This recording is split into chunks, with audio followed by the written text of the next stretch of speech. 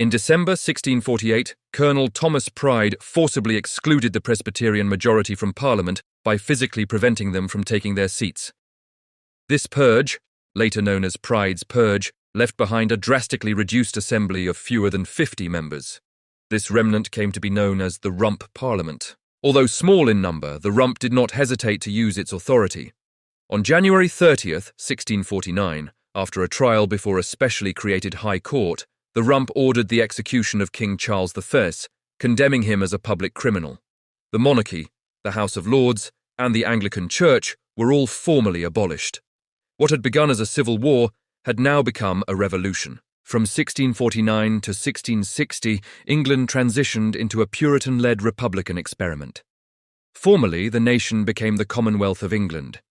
In practice, however, much of the period was dominated by the rising power of Oliver Cromwell.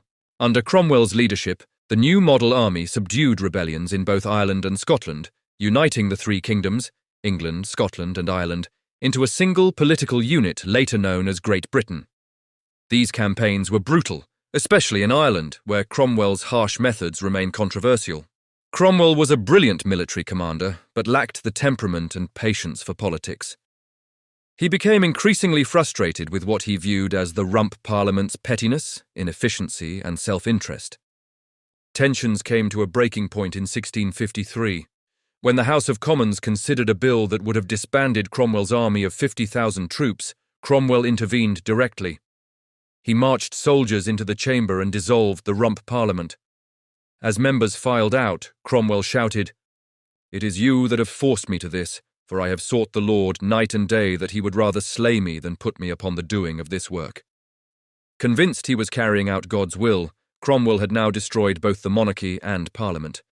Cromwell next assumed the title Lord Protector of England, Scotland, and Ireland, effectively establishing a military dictatorship. But he struggled with the same pressing question that had troubled the Rump. What form of government should replace the old monarchy? His regime proved no more effective than Charles's.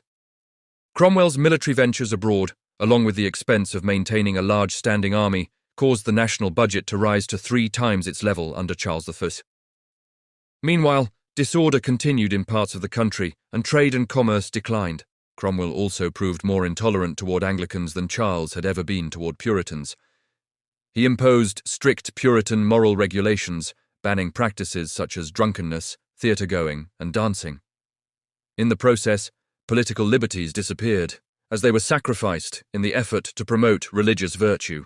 Hoping to create a godlier and more effective government, Cromwell summoned a new parliament composed entirely of righteous men, selected with the help of independent preachers. This assembly, nicknamed Barebone's Parliament after one of its members, praise God Barebone, quickly revealed its fanaticism and impracticality.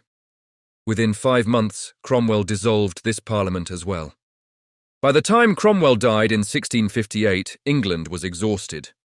The military dictatorship, moral rigorism, and constant political upheaval had left much of the population longing for stability and a return to traditional institutions.